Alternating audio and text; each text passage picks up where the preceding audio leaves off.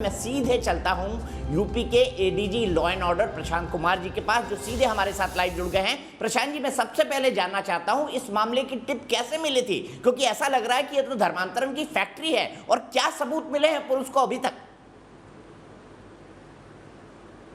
दीपक जी, जैसा पहले भी बताया जा चुका है कि जो सूत्र और जो सूचनाएं प्रारंभिक सूचनाएं प्राप्त हुई थी वो 2 जून को दो व्यक्ति शिव शक्ति धाम देवी मंदिर में घुसने का प्रयास कर रहे थे और वो गलत नाम से प्रयास कर रहे थे। उनके पास कुछ ऑब्जेक्शनेबल चीजें भी थी जो कि किसी को भी हार्म कर सकती थी। पूछताछ पे जो तथ्य प्रकाश में आए थे उसमें से एक व्यक्ति विपुल विजय वर्गीय था, जो कि नागपुर का रहने वाला था, और उसका साला काशिफ जो कि गाजियाबाद का रहने वाला था। और जो विपुल विजय वर्गीय है वो खुद ही एक कन्वर्टी है, और उसके पूछताछ में जो प्रारंभिक सूचनाएं मिली थी उसको फिर हम लोगों ने डेवलप किया और सभी अपने एजेंसियों से तारतम्य बना के, और उसके बेसिस पे जो उमर गौतम का नाम आया, जिसको बुला के 2 बार पूछताछ भी की गई, और जब पर्याप्त साक्ष्य मिल गए तो तीसरी बार बुलाने पे उसके और उसके साथी काजी जहांगीर आलम कासमी की गिरफ्तारी की गई। और जैसा कि पहले बताया जा चुका है कि लगभग 1000 लोगों के धार्मिक धर्म परिवर्तन का उस समय तक साक्ष्य था, और इसमें जो समाज के डिसएडवांटेजियस कंडीशन में लोग हैं, जैसे दिव्यांग बच्चे हैं, मूक एंड बधिर बच्चे हैं, महिलाएं हैं, गरीब लोग हैं, इनको ये लोग या तो पैसे की लालच या नौकरी की लालच या शादी की लालच देके और बहुत बड़े एक षड्यंत्र के तहत इनका धार्मिक परिवर्तन कराते थे। और इनके लिए इस्लामिक दावा सेंटर में काफी पैसे का लेन देन का भी आया है। और कल से आज तक के बीच में जो डेवलपमेंट्स हुए हैं उसमें उससे भी मैं आपको अवगत कराना चाहूंगा कि हम लोगों ने जो कोर्ट में साक्ष्य प्रस्तुत किए उसमें हम लोगों को ये दोनों व्यक्तियों के 7 दिन की पुलिस कस्टडी रिमांड मिली है। और अभी तक जो डाटा हम लोगों ने खंगाला है उसके हिसाब से लगभग 400 लोगों में से 55% महिलाएं हैं जिनका धर्म परिवर्तन किया गया है, और 45% मेल हैं।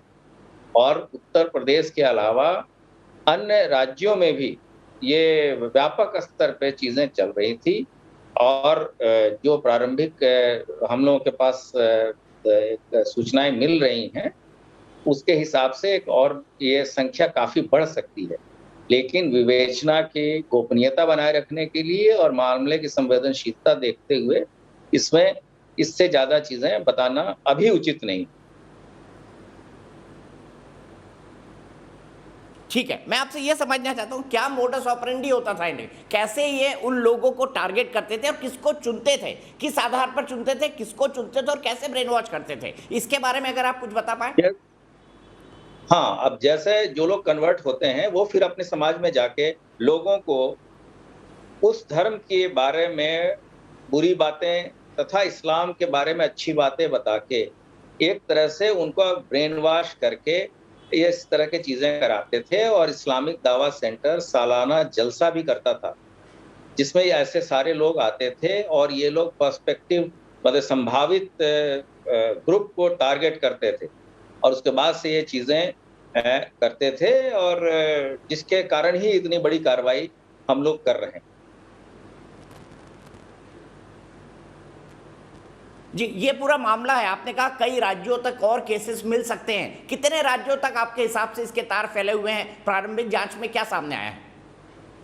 अभी तक जो सूचनाएं मिली हैं दीपक जी, उसके हिसाब से उत्तर प्रदेश है, दिल्ली है, हरियाणा है, राजस्थान है, बिहार है, गुजरात है, झारखंड है, हिमाचल है, छत्तीसगढ़ है, वेस्ट बंगाल है, तेलंगाना है, केरला है, आंध्रा है, आसाम है। इतने राज्य अभी हम लोगों ने, जबकि डाटा हमने कभी अभी काफी कम देखे हैं, तो ये है। अब इनका इस हो सकता है इनमें परसेंटेज ज्यादा बढ़ता जाए या कुछ और राज्य इसमें ऐड।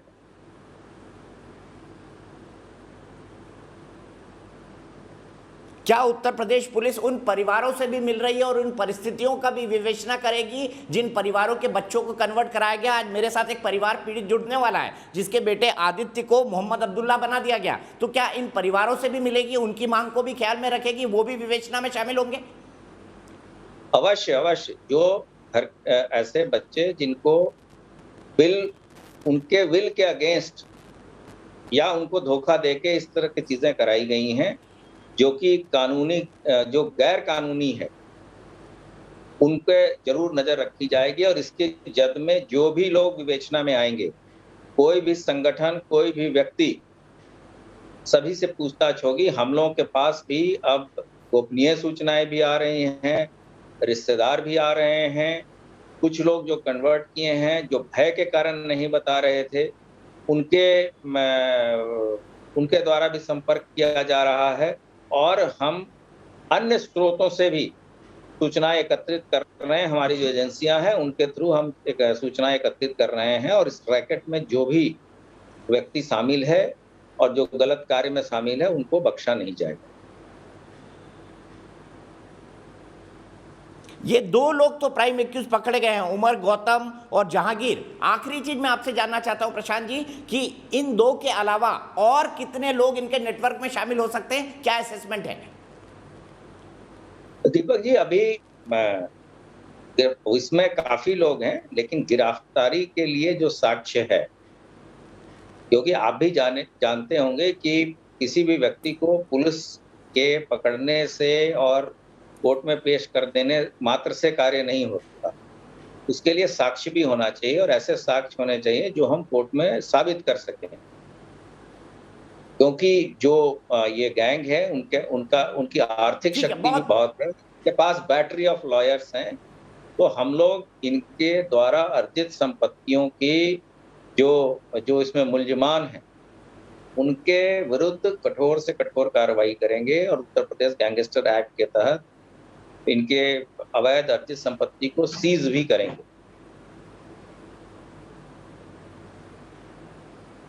बहुत बहुत शुक्रिया प्रशांत जी जुड़ने के लिए। आपने बहुत अच्छे केस को क्रैक किया है, क्योंकि जबरन धर्म परिवर्तन इस देश में गुनाह है।